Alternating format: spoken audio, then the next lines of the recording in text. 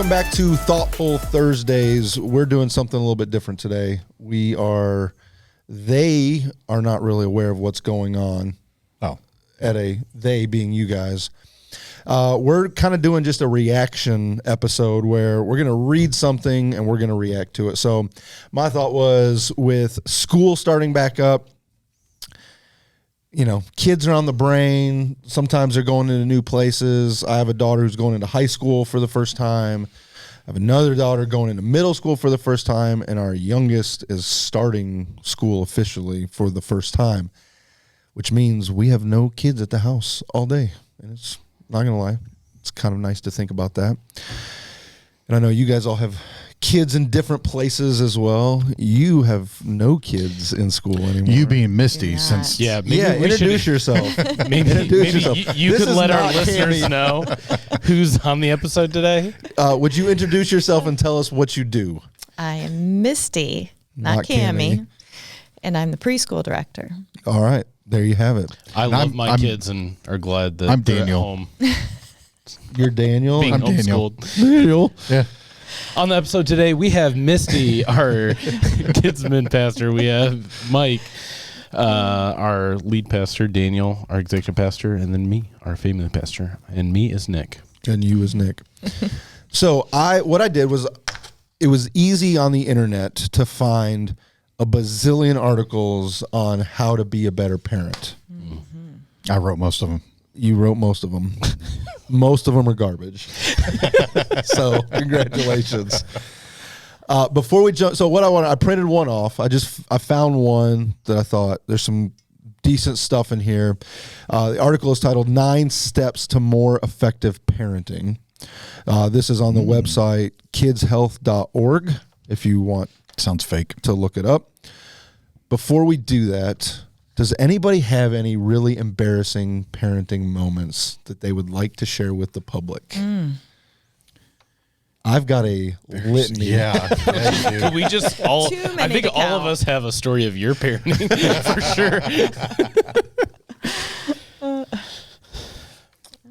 I feel like I don't have a specific example, but I feel like this is the thing that I struggle with maybe the most. Is just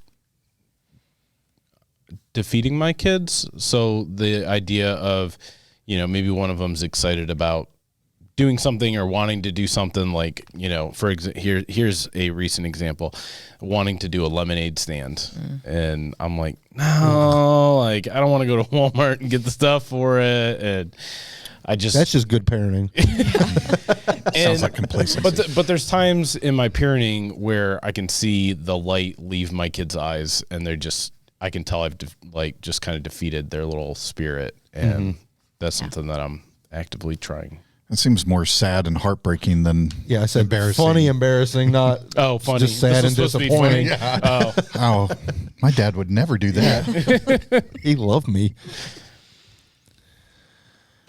Daniel, I know you guys. I don't have any late. I'm trying to think of, I don't know. A few years ago, Emma's my oldest. I don't know. She was probably 10.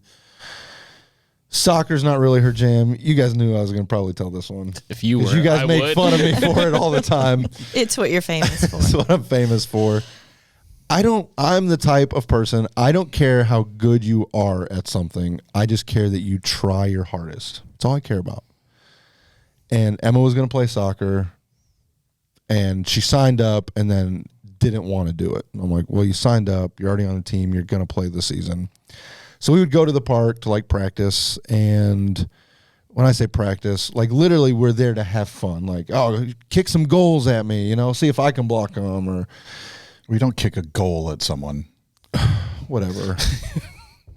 Played real sports, okay? So she just wasn't.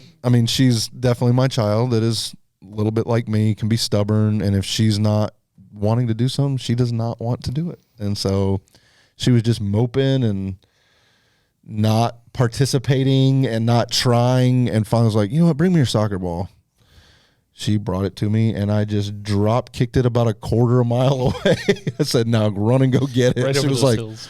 what do you, why would you do that? I was like, go get it. And I did it a second time because he wasn't still participating. I would have just walked to the car. Yeah. Forget you, man. Misty, I feel like you got to have a couple good ones with Hayden. Oh, I've got so many fails. My kids just remind me every time they're together of all of them that are what they think are so funny. Ellie just reminded me of one the other day. We were at the park. All I wanted was a fall pictures of my kids. So I was going to take them, took them out to the park. Happy little day. No, they could not cooperate. They couldn't make a straight face for anything. They couldn't smile. Hayden was throwing acorns at Ellie's head. She's screaming. He's laughing. I lost my ever-loving mind.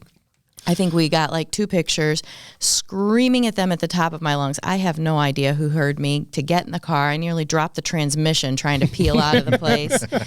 They think it's hilarious. I was mortified and cried my eyes out after I calmed down because I was sure that I had ruined my kids forever, and they see it as one of the funniest moments ever. Did they think it was funny then, or no, were they like... No, they were terrified. Yeah. They thought I was going to end them. Well, that's encouraging that they think it's funny now. Yeah.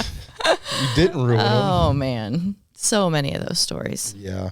It's a long list. Daniel, you got any specifics? I mean, I have a lot. I know you are a very self-assured human. I have a lot of positive fail stories along Nik's line. They're not all that funny, and I'm not sure anyone thinks they're funny now either. The first thing that came to mind was at a club tournament, I yelled at a ref, and it was like one of those moments where everyone was yelling and mad, and like all the parents were bad call, blah, blah.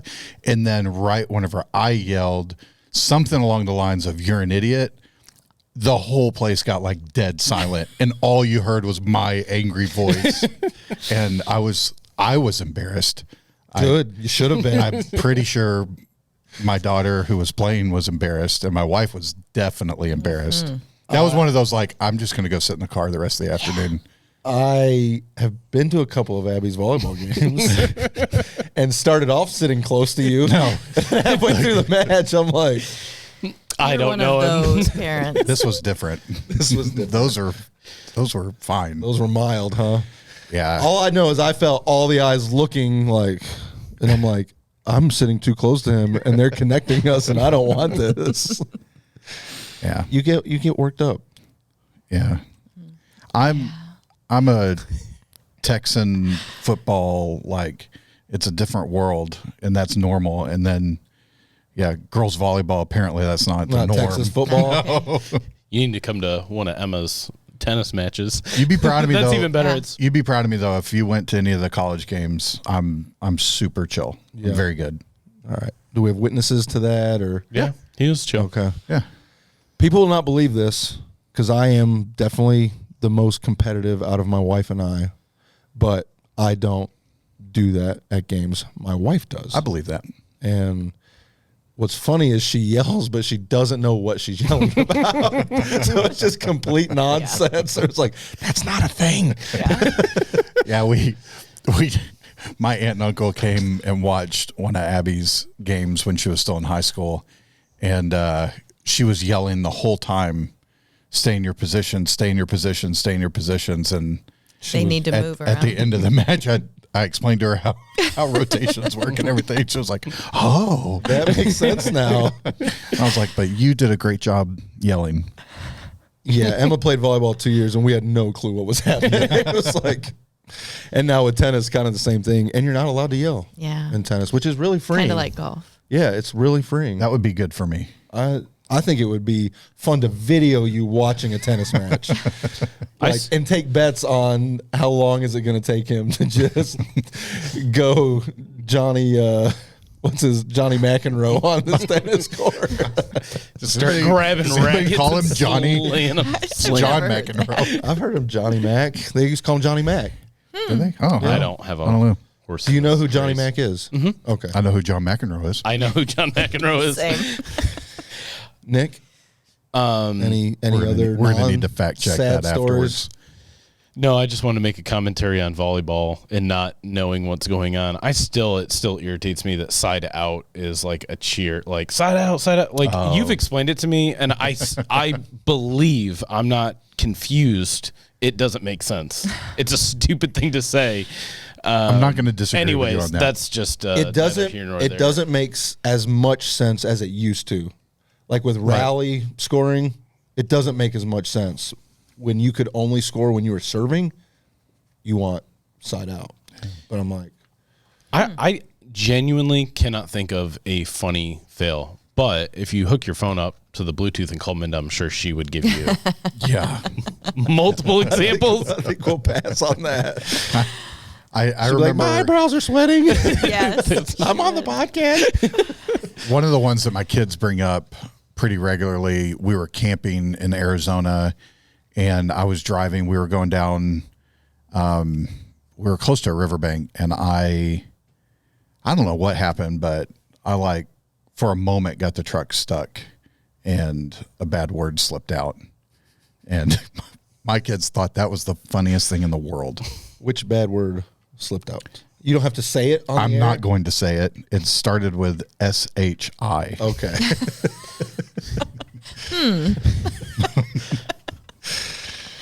Narrows it down. I'm really trying to wrap my head around what word that would be.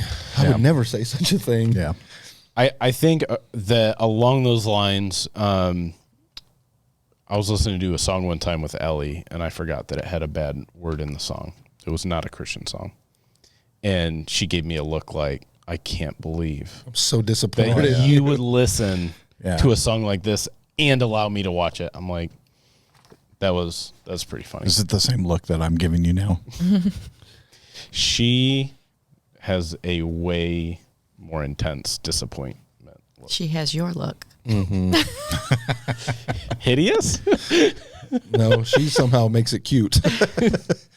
I have done the thing on the college campus. We were going to meet Abby and a bunch of her friends, and they were all doing a movie night together in one of the dorm common areas. And so we had parked the car and we're walking toward that dorm. They were all walking out. There was 20 of them. And so I'm in the middle of the parking lot yelling across the campus, Abby, it's me, your dad. She loves me. Last year, dropping Emma off for 8th grade, I would, when it was just her and I in the car, I would blast Veggie Tales Oh my God.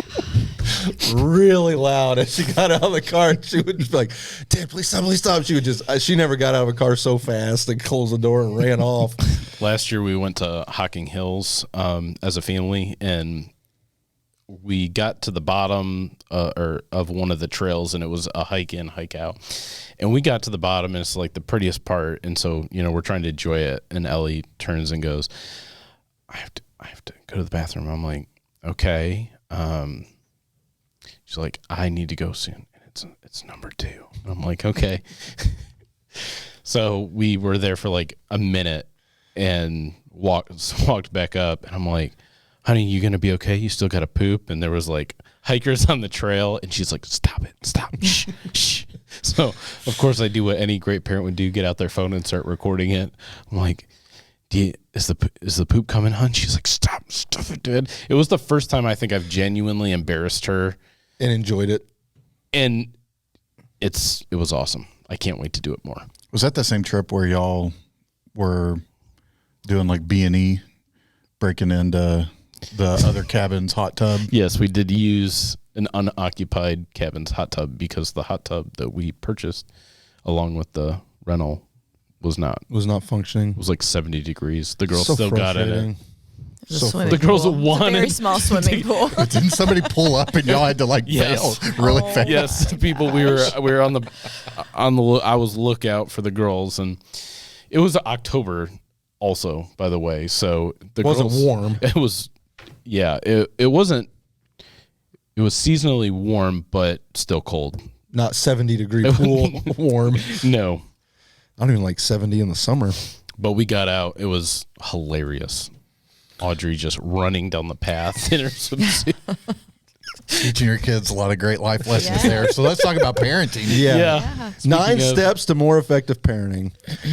So I'm going to read these. I'll read a little bit of what it says, and then do you agree with it? Do you disagree with it? Disagree. Misty, you have probably more official training in child psychology and all of those fun things than us.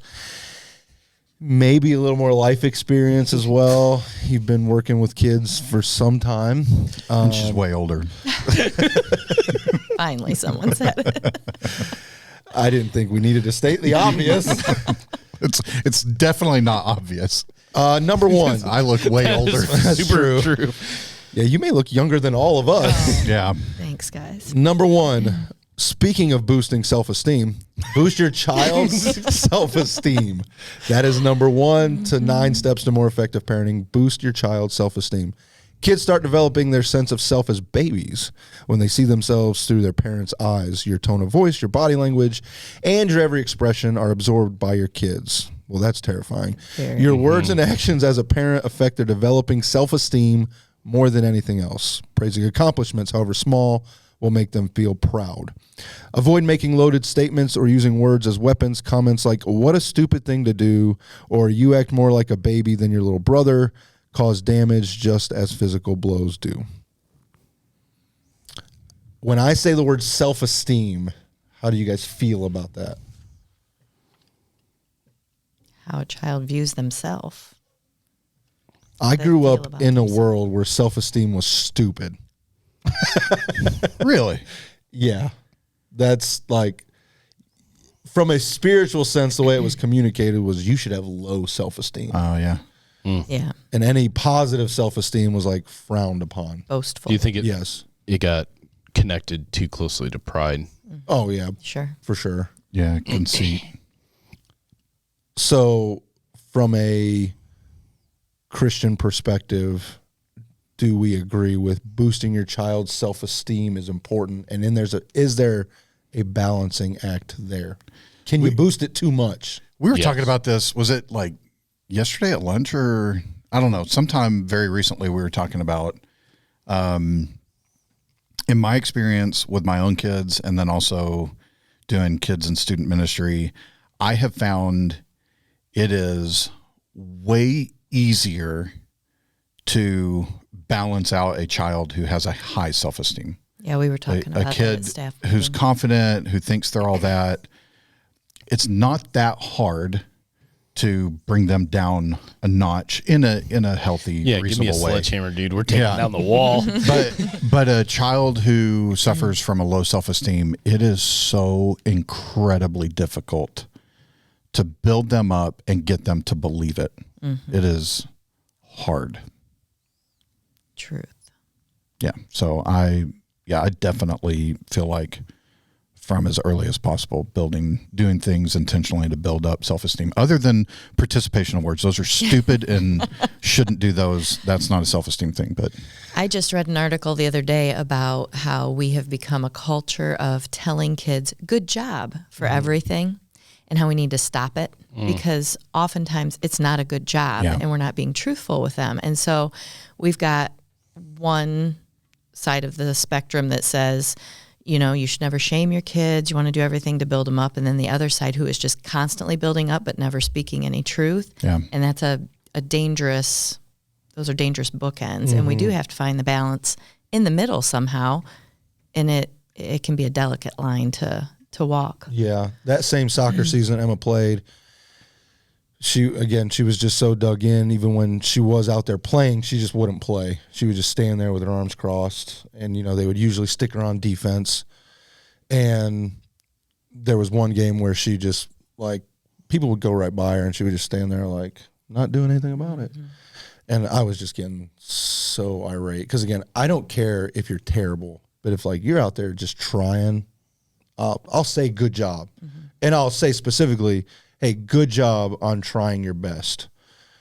So we get done, the game gets done, and she could tell I was mad. And she's like, well, aren't you going to tell me good job? All the other parents are telling their kids a good job. I was like, no, you didn't do a good job. Yeah. She's like, what do you mean? You're supposed to think I do a good job. I was like, if you do a good job, I was like, I don't care if you're terrible at this, but you didn't even try. Like, that lets your team down. That lets everybody down.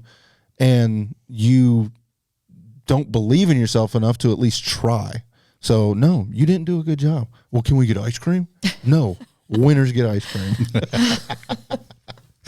I didn't say Yeah, she was a loser, our but- oldest really struggled with reading. Like, Yeah. was a year behind where she should have been. And it was really frustrating for both Minda and I in that, because like we do the flashcards and she would know like 200 flashcards, she'd know every one. But then she goes to read a page and it's like, and it's like what? And we were very careful about, because she was just devastated that she wasn't where she should be. And she would like come home from church and be like, I can't do this and my friends can read. And, being worried that the teacher was going to ask her to read something. And, but she did put in a lot of effort. And so it was that I've heard this one time where it talks about not telling your kids that they're so smart when they accomplish something off of their work and so we wouldn't talk about, because if you're smart, you just have it. You don't have to work for it. Yeah. But we would the thing that we would always encourage her with that is like, I'm so proud of how much you're trying. Yeah. I'm so proud of the effort that you put into this, because I know you're not doing well and you're struggling, but you're trying. And now she broke through that wall and loves reading. Yeah. It's interesting, and we all talk about this a lot, because, we all have multiple kids, but it's just so fascinating how different your own kids are in the same house, with the same parents, with the same environment. And like, I have one kid who has no lack of self-esteem.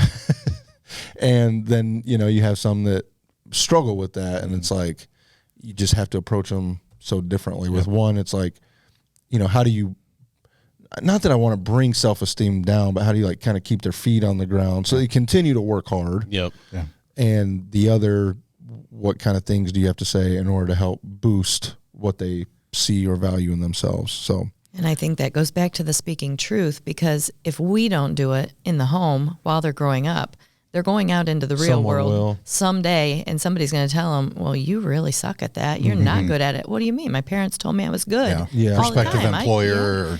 It's really dangerous to just constantly be telling your kid, good job, you did great. It goes back to preschool. If you see a child coloring a picture and you say, good job, they know that they're not coloring in the lines at a certain age. Yeah. And you're telling them good job, and they're like, that's a good job. Okay, well, I guess that's the standard. But instead, if you say, I love the way you use the color blue on that piece right there, then they're like, okay, yeah, I used blue there. That's true. I use blue in the ocean. Yeah. So I think one of the it's things just the way you word it. that we tried really hard to do and to be intentional about, and I would say this is the same in the leadership development world, especially from a like kingdom worldview in the church, but it translates into parenting. We tried very hard to speak into who our kids are. We tried to speak into their character way more than the things that they do.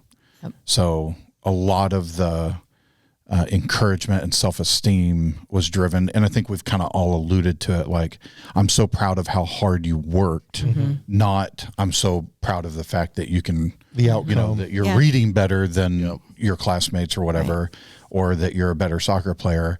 I'm so proud of how hard you tried. I knew this wasn't easy for you, but you put in the effort, the character that you showed. I'm so proud that even though you were on the sideline, you were cheering on your team the whole time.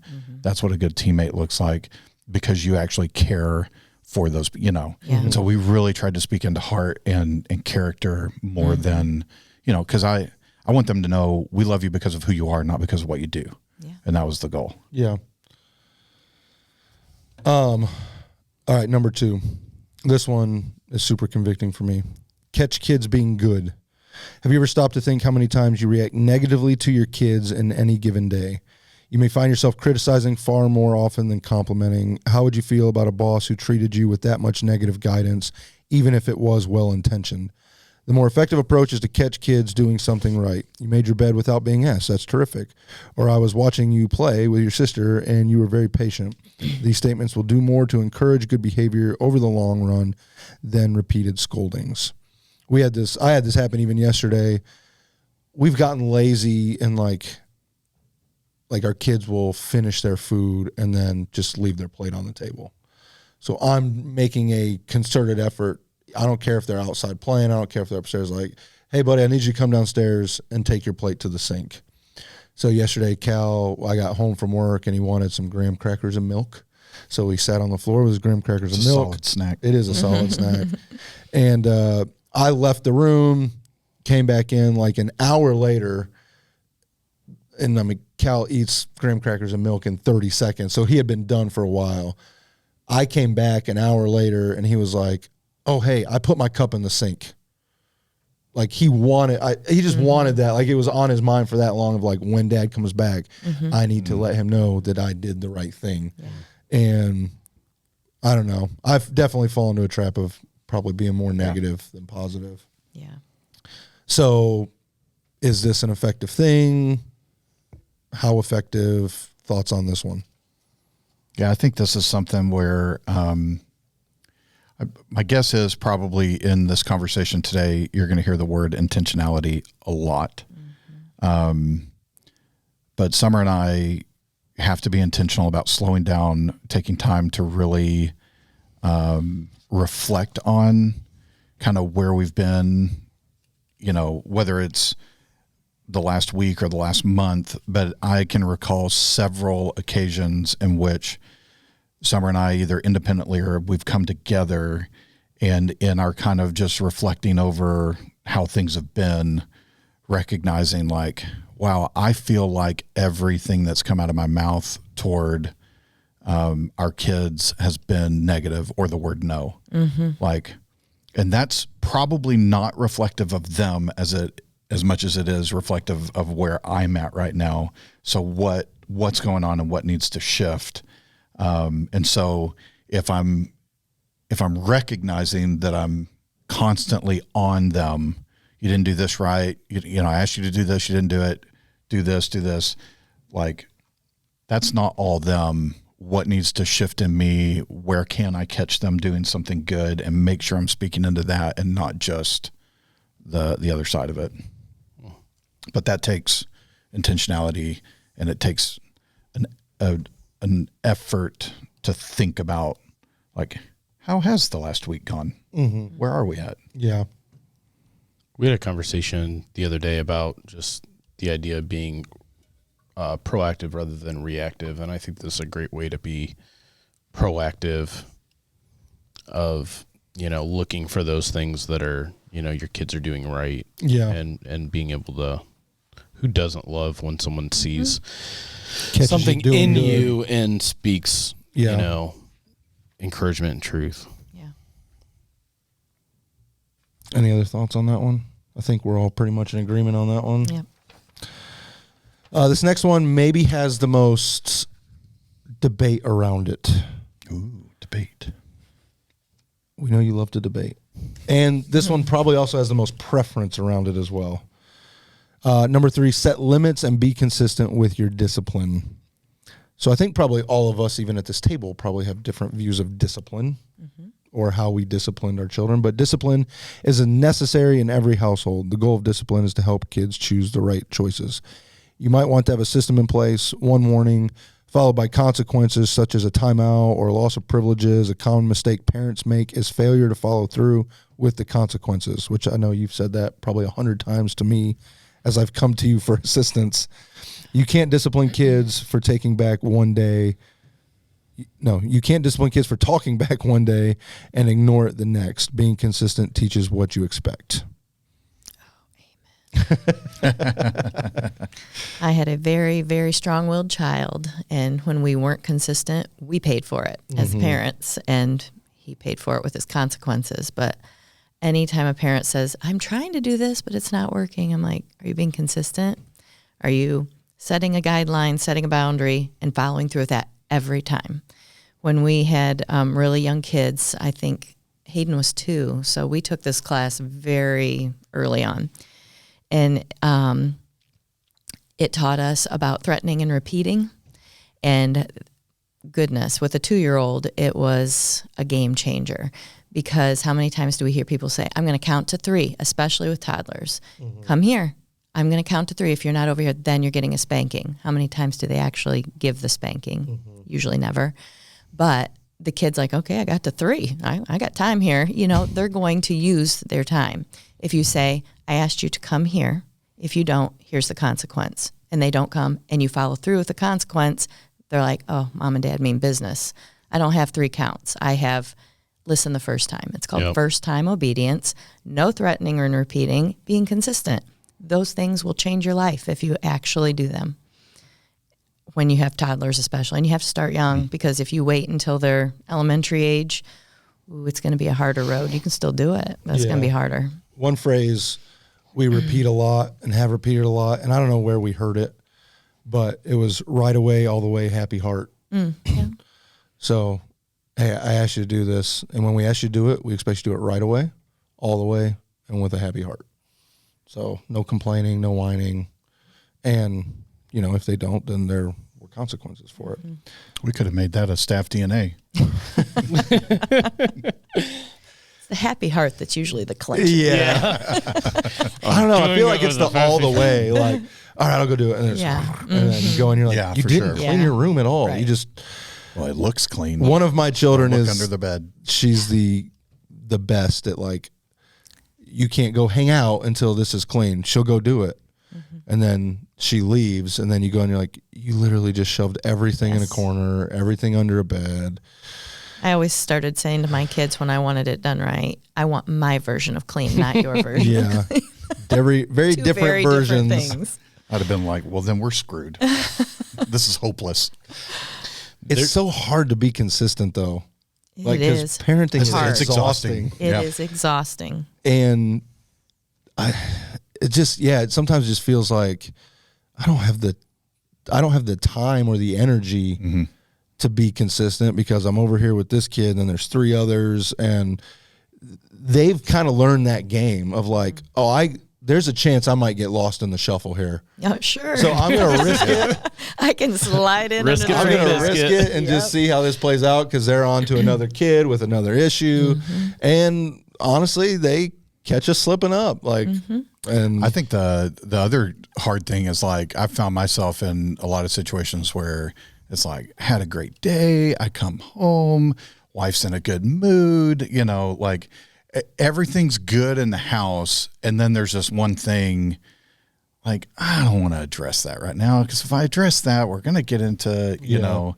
It's going to become a battle, you know, parents and kids, and everything's going to unravel. And there goes our evening, and we'll just let that go. Keep the peace. And it is hard, and I think I can relate to that. Like, I don't have the time, I don't have the energy, but the other option is you raise a child that you don't like. You may love them.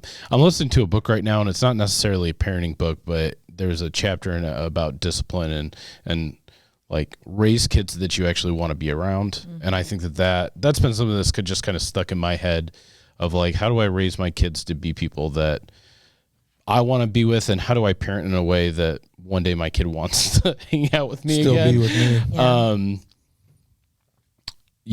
This is one that it kind of breaks my heart when I see parents like doing that, the threatening, and then you're just like, there's not going to be, you know, I popped into Kids Zone a couple times, you know, and you hear like, you know, if you don't do this, we're going to leave. And then they do it and they're still there. And you're like, I was in there repairing something one day and that somebody did that for at least 20 minutes. I wanted to scream. Give me your keys. I'm pulling your car up. Stop. I'll go pull the vehicle around. Yeah. Kids need limits. Yes. Yeah. They feel safe when they have limits. Yeah. And when we don't give them limits or we just keep pushing, they push the limits and we let them push them. They're like, well, I don't know what the boundaries are. I don't know where safety is. They feel safe and secure when they have limits. They'll push back. They'll say they don't like the limits, but they need the limits to feel loved and secure. Eventually, if you are consistent, it will make your life a lot easier. Some wisdom we've borrowed, and I've heard it from a couple people, is obviously thinking through the end game. You know, like you said, thinking about someone you would want to hang around with and they would want to hang around with you. Pastor Chris Hodges, Andy Stanley says something very similar, but basically put the parenting lens and work backwards from, we want our kids to genuinely fear the Lord and pursue a relationship with him, to love the church, and when they're out of the house, they want to come back and hang out with us. And then you basically build your discipline structure or your parenting in general on those things. And I think, because, a lot of people will ask, like, well, I think everyone's in agreement that, like, kids need discipline. It comes down to the practical how, is it timeouts? Is it spankings? Is it, and honestly, we all probably have our own strong preferences on those things, but thinking through the end game of what do you want to produce, what is the best form of discipline in this moment, and it changes. It got to a certain point where you're like, well, a spanking this child is weird. It's not just that it changes. It's like we said, it's different for each kid. Yeah. So one kid, grounding works amazingly, and the next kid, that does not faze them at all. But the slightest little spank and their world, is crumbling. Yeah. Like, and even there's I a think going huge back to your difference. example of, I don't want to address this right now. I actually think, and you guys might disagree with me, as a kid is older, there may be some benefits in going, like, they made a choice. They'll experience the natural consequences after things have cooled down. I'm going to talk about that tomorrow. For sure. Absolutely. Yeah, for sure. And I am learning that now, that I don't have to win a battle in a moment. Yep, for sure. It's a long war. Yeah. Yeah, and I think even with this one, I have had to ask myself this question, and it's something that Minna and I have talked about, because there's been times in both of our parenting between Minna and I, there's been times where, we're sitting at the dinner table and I'm mad about something and having an argument, and I just, like, get a hand on me, like, Not right now, bro. you need to pump the brakes. Yep. And I feel like there's been times where Minna and I have not been on the same page. It even happened recently.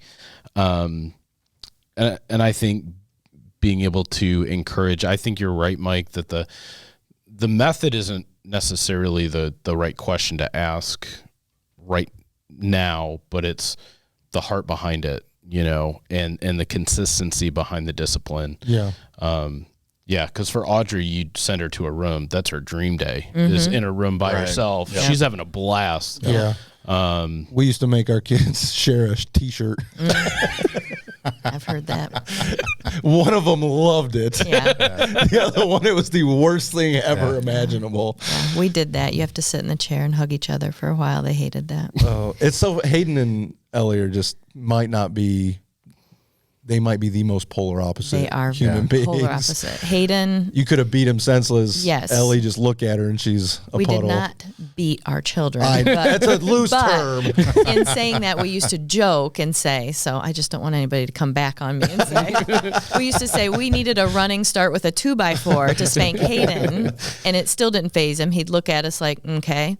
Ellie, all we had to do was say, Ellie, Dawn, no, I'm so sorry. We never had to punish her.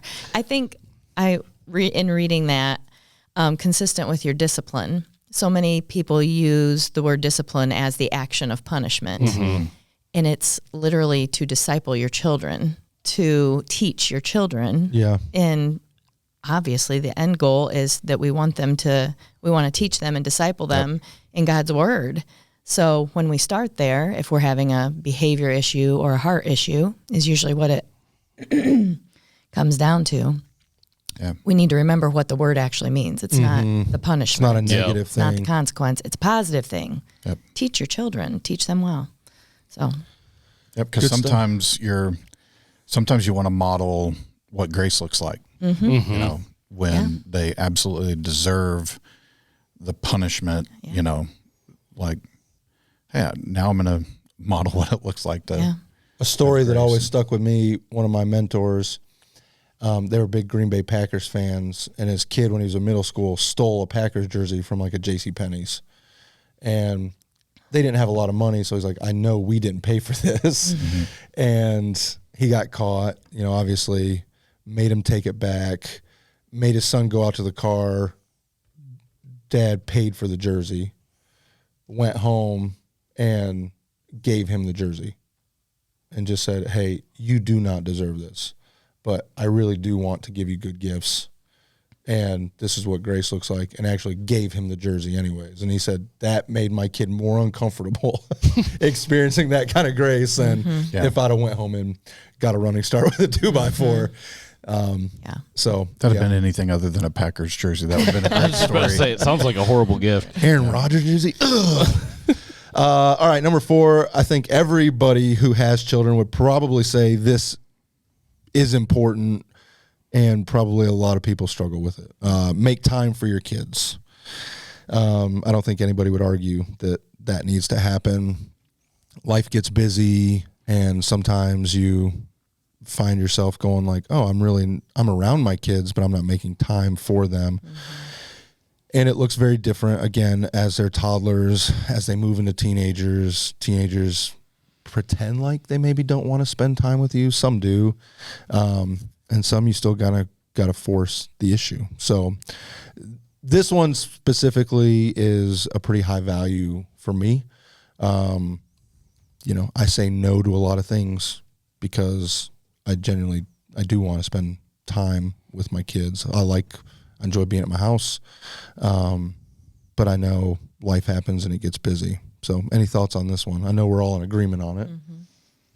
Yeah, I would just add to, obviously I think time is a pretty foundational deal, and that shifts as they go through different seasons of life.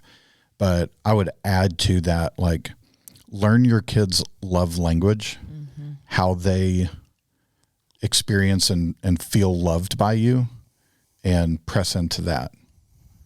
So if it's, if it's physical touch, like our son, still to this day, he's a senior in high school, he will not go to bed without giving both of us a hug. Yeah. And like my love language is touch and his love language is touch. And so like that means the world to me that at 17, I'm still getting a good night hug. Yeah. And if I don't, like, I'm like, okay, what's wrong? Yeah, something's off. Yeah. But for him, that's really important, Yeah. But I think if it's words of affirmation, then find a way to speak life, whether it's writing a letter or those car rides to the next thing, whatever it is.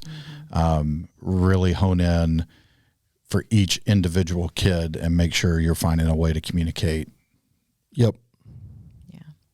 I was sad when my kids got their license, because that's when you have the best talks. I was thrilled to not be the taxi anymore, don't get me wrong, but you have the best talks when you're one-on-one with your kid in the car. That's where, they can't go anywhere. And they're not looking directly at you. There's something about that side-by-side conversation where they don't have to look you in the face sometimes, where they'll say things that they wouldn't normally say if you're trying to talk to them in the kitchen, So that time was always special. And meal times, when your kids get older and are in sports and they're in different sports, so it's different times, different schedules. There were times we didn't eat till 8:00. I didn't do that every time, but it was important for us as a family to sit down and eat. There were times where we are not waiting till 9:00 to eat dinner. So, that you have to figure that out as your kids get older. But and in the sports world, older is getting pushed back and back and back. Absolutely. It's like 7 years old That's now. a whole other subject. And they're in, travel everything and nobody's home. And And Misty, you and I are in probably a different season of life than Nik and Mike for sure. But Abby's kind of a homebody, but she's, she comes home from college and we know you've got a life to live. And Caleb is an extrovert beyond extrovert. So that kid can always have plans no matter what. And so what I think has been more difficult for one of us in our parenting, my wife, is recognizing that transition of like, rather than trying to clinch and hold on to what we've had and what we want, recognizing that our kids are in a new season and what's healthy for them, because we want them to invest in their relationships, their friendships. We want them to get out and have adventures and explore. They're not ours to grip tightly to. But in the midst of that, how do we set apart dedicated time for us as a family? Like, yes, go do that. Yes, go have fun. Yes, go. If you get invited to whatever, like, I want you to go experience those things. Right. But hey, let's find a day each week where we're coming together as a family. We're going to set aside time to do a movie night or a game night so that we're still getting that.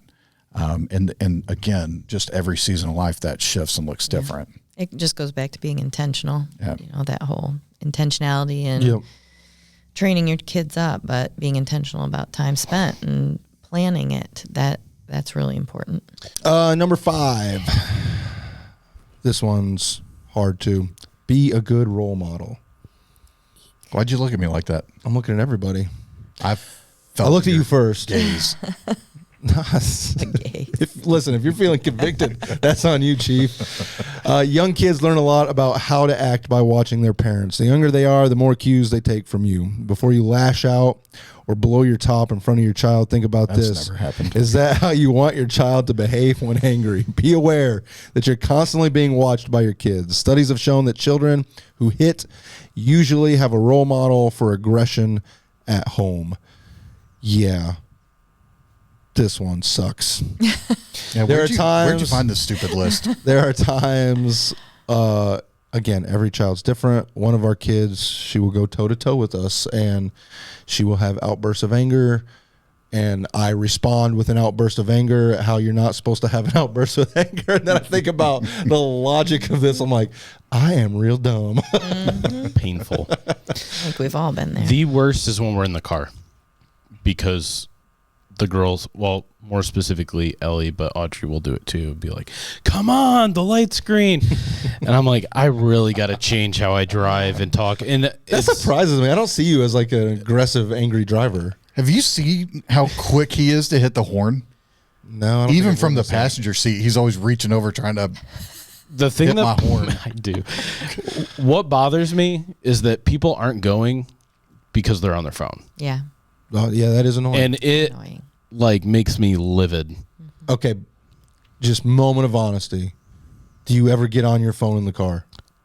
Definitely, but I really, really genuinely try not to. Remember, And- people model their lives after what they see, Nicholas. Sure.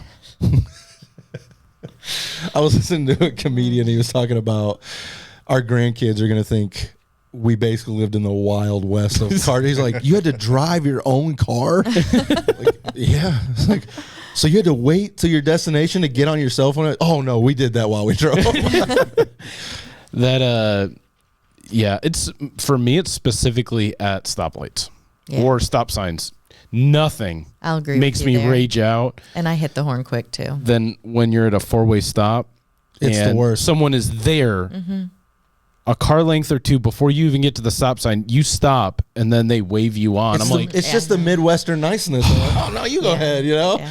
It does drive me nuts. And my kids know how to operate a four-way stop because we talk about it every time we come to a four-way stop. I'm like, she had the right of way. Yes. She should have went. She's like, I know. She was to the right of you. I'm like, yes. I'm glad, little 9-year-old, that you know how to operate a four-way stop, but this adult can't figure it out. dude. I'm not a speeder. I don't have to drive fast. Like that stuff doesn't bug me. It's Just not knowing the rules. mostly at stop signs and stoplights when oh man. So what is one thing, okay, just moment of transparency, one thing good your kids have picked up from you? Maybe not good. It's maybe indifferent, but it's like maybe a fun thing or whatever. But because of the model you've put out, they've adapted that. And maybe what's one negative thing that they've picked up? That if you could go back in time, you would go, I would have modeled that differently. 100% mine is how I talk in the car. I'm not Apparently the music you listen to as well. Yeah. Sinner. that is and I'm not like swearing or anything, but it's just a bad attitude and being a jerk when I shouldn't be. And because that's like legitimately when the girls say things like that, I'm like, I do not like like tone they have. when they do it, it makes me not like them. And I'm like, this is me. I'm like, I'm looking at myself here, and I need to wake up. You think there's a deeper issue there? I'm kidding. Probably. Let's talk about that. Definitely. You don't want What whatever I positive say thing? to come out. What positive thing or fun thing or? I think both my girls are pretty good, and Ellie, and I think it could be an oldest thing or just a personality thing. She has a servant's heart. Like, she sees needs and wants to fill them. And I feel like when I'm in a healthy place as a person, that I like serving other people. I like helping other people. I like to think that I ask other people, like, hey, do you need anything? Can I help with that? And the girls definitely do that, which is awesome. Like, we don't have to ask them to clear the dishes off the table. They'll, it doesn't. Oh, that must be nice. It's like a couple. Give Mike some tips. Yeah. a couple. A couple days out of the week, they'll ask, like, hey, can we do the dishes tonight? Just things that. Yeah. I don't think the average kid or adult would, ask, like, hey, is it okay if I wash the dishes? You do not have to ask. Yes. Just do the dishes. Misty. Oh, I don't like answering these on the spot things. There's so many.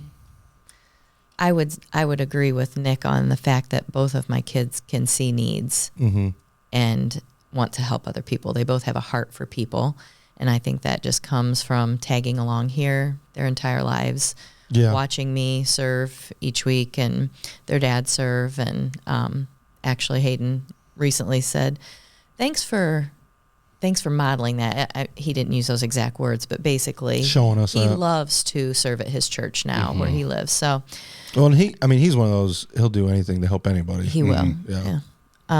So that's good. And my short temper is definitely what he gets. He bad trait for sure. And he is quick tempered like I am. I always say that God gave me Hayden to show me patience and how to develop that fruit of the Spirit. And unfortunately, he's one who caused me to sin most often in my rage. But he sadly has that part of me. So he's working on that right now. And Johnny, as you're saying that to him, Johnny's looking at you like, yeah. So Ellie is the more tender one of us. I can't think of anything bad that she got from me. Probably shifting blame. That's probably it. I'm quick to be like, well, it wasn't my fault. So-and-so did this. And, yeah. She can do that. A quick, sin as old as time. Yeah. Tale as old as time. Sorry. Some Beauty and Beast. Alrighty then. Yeah. He's trying to get invited on a worship episode of the podcast. Just putting my name in the hat. Daniel.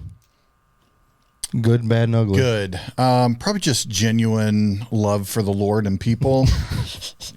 Being a disciple of Jesus in every way possible. Super humble. Yeah. Super. Yep. One of my Let's friends, not use this piece of the recording. I just spilled my coffee down my face. I think for the good, one of the things that I believe I'm good at and really intentional with, and I feel like both of my kids have picked up on, is not assuming the worst in people, but assuming the best, and just being very intentional about, I think, just seeing people outside of themselves. Yeah. Seeing needs and really trying to put themselves like, hey, you have no idea what their home situation is. You have no idea what's going on behind the scenes. So what does it look like for you to have grace for them and love them where they're at? But even in like, a relational issue with a friend, hey, your interpretation of that text, you're making a lot of assumptions. Yeah. Jump into some conclusions. And I think that both of them, for their age, I feel like they do that really well. So I'd like to think they got that from me.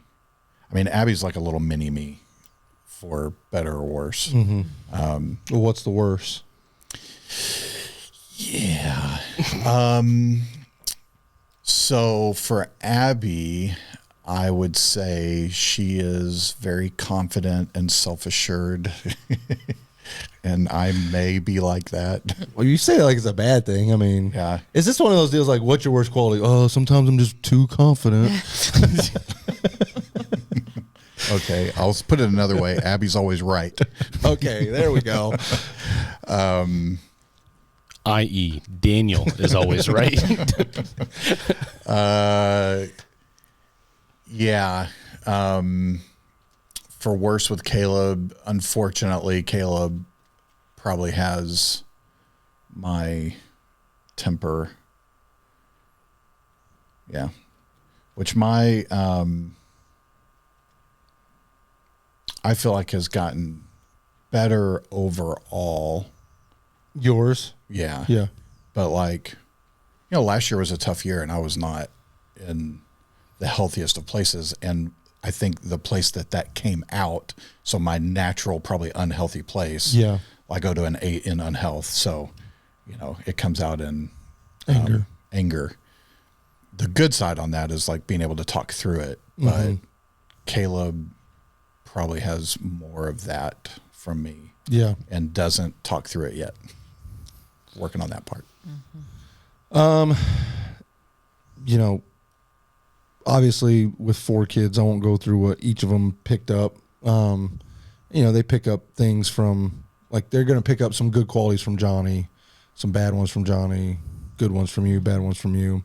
And it's interesting to see what they get. And,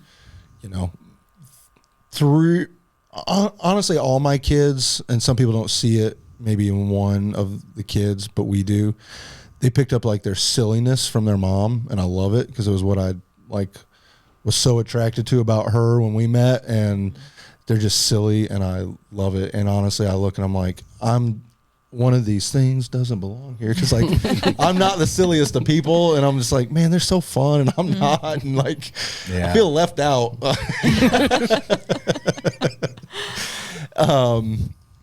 I would say for a couple of them have maybe picked up like enjoying caring for people, and that's, I think, a positive maybe from me. A negative is definitely the stubbornness. Yeah, that's a negative. Is like our stubbornness kicks in, and then we both want to win, and none of us really back down from an argument with each other. So that can be bad. All right. Well, this one is going longer, so we're gonna split it up. We're gonna make this a 2-parter. So we will pause it. We will continue to record, and then part 2 will come out with the next episode. And so we'll pick up with number 6 on the 9 steps to more effective parenting. Hope you guys have a great week, and we will see you next time.